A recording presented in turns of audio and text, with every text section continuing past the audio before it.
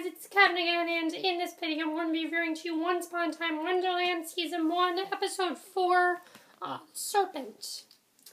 This episode was definitely a very big game changer. We learned a lot more in this episode. There's also the big thing with Alice, and the big thing that happened, you know, that changes the show pretty much, and there's some pretty big character development, so I definitely want to get to it. Let's first talk about Jafar, because, it was definitely very interesting what they're doing with Jafar, and, I like what they're doing, so let's just get to it. We see young Jafar. He's witnessing the murder of a mysterious woman in the market, and as the villagers cower from her presence, the boy seeks out her residence and requests she teach him dark magic. He wants one thing: revenge. Jafar admits that he wants to seek punishment against Cyrus, the Sultan, for tossing him aside as a bastard child. And that's basically how the episode started.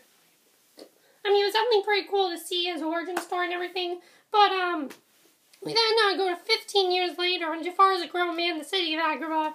Manipulation is a lesson that comes with the art of dark magic. The serpent, a creature with the dark, surrounds herself with sheds its skin in order to be reborn to a new being. In Jafar's case, from a man who unintentionally poisons a man to one who sees the command in doing so, perhaps it was a moment of macho transformation. The Dark Witch decided it is time to show Jafar the Dark Book of Spells. The book contains the secret of the power that rests with the combined magic of the three genies. The Dark Witch has waited years for someone to share this magic with, and she finally found the one person she trusts to do so. Jafar in depths here his life to her and gazes upon his work so far in the present. One space remains empty: Cyrus. Jafar in the past approaches the man in possession of a genie. He tortures the owner until he makes his final wish that Jafar cause no harm. He leaves with the genie.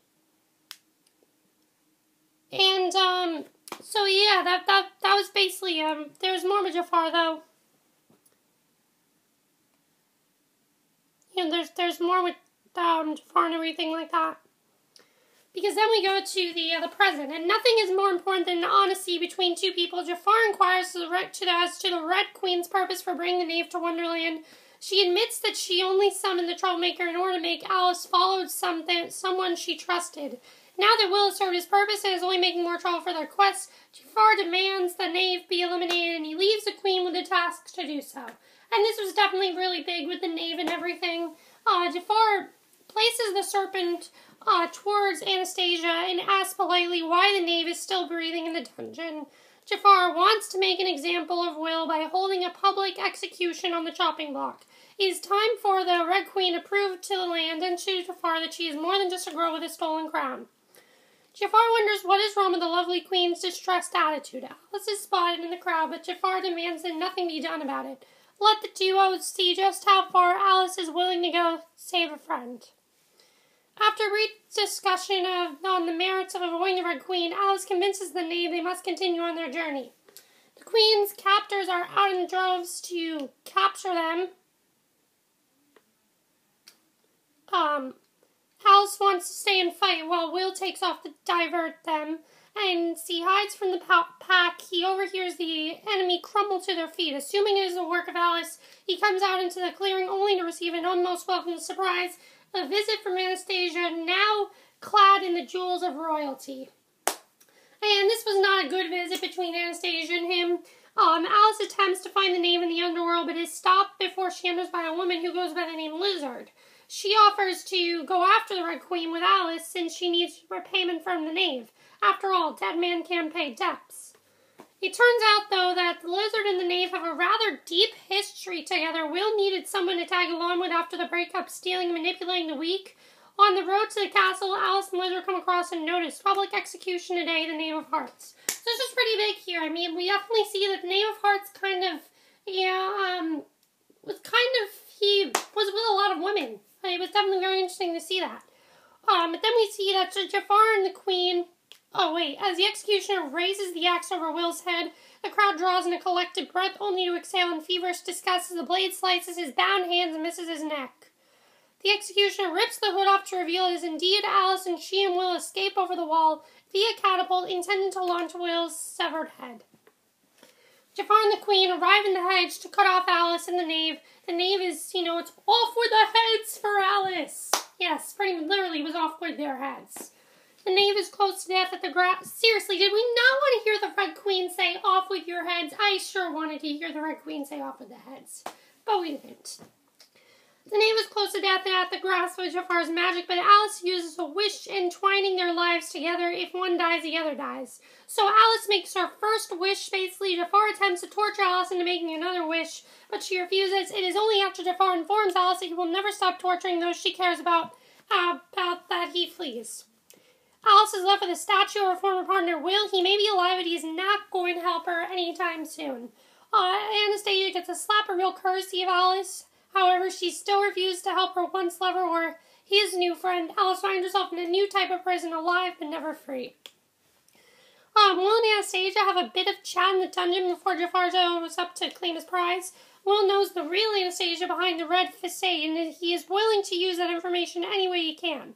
Anastasia approaches Will a few hours later, instructing him to follow the White Rabbit out of the castle and Wonderland altogether. Will decides that a fate much worse for Anna than getting him to safety would be for him to die at her hands. Cyrus grovels and begins to guard for a morsel of food. His confused cellmate asks why, after all this time, he is suddenly willing to show any ounce of weakness. Cyrus has other intentions for the chicken corpse. Crack the wishbone hidden inside. Cyrus sharpens the wishbone in his cage until a guard catches him and takes the wishbone and tosses it away. And this was a pretty big scene right here, because as Alice makes this first wish, Cyrus starts to feel part of his connection to her is beginning to disappear. Because as you remember, in one of those episodes, his fear was that when she makes these wishes, he's going to disappear from her life forever. He doesn't want to lose her. And she said she'd never make a wish, but she just made her first big wish. So this really changes a lot. Because if she makes 2 more wishes, bye-bye Cyrus. Jafar takes his mentor all too seriously in the spirit of shedding another layer of skin. He drugs the Dark Witch and engulfs her magical essence and powers into a Serpent Witch. He molds into his staff. And then a myth will undergo that the person with the larger wishbone receives a wish is untrue. The bone merely wants to rejoin it in its other half. Cyrus takes the smaller half of the wishbone and summons its partner to the bottom of the cage. The beginning of an escape begins. So that was basically the episode. I definitely enjoyed this episode. One of the big changes here, especially Alice making that wish, it really changes a lot because Cyrus now feels he's losing Alice, but he's trying to escape because, the bottom of the cage is, there's an escape that's coming, and I think that's going to be a pretty cool escape. It looks like next week Alice is going to revamp everything. Her style and her stamina to take on her 2 largest enemies, which are the Red Queen and Jafar. And also, we're finding out more stuff about Jafar, why he really needs Cyrus, because Jafar himself, was with a genie, the Serpent was a genie. I think it was definitely very interesting the way that all worked. I really like seeing his backstory and everything, and also, what do you think of this episode? Also, where did the knave go? I know the knave can't really help Alice, but where did the knave go? What's going to happen with the knave and Anastasia?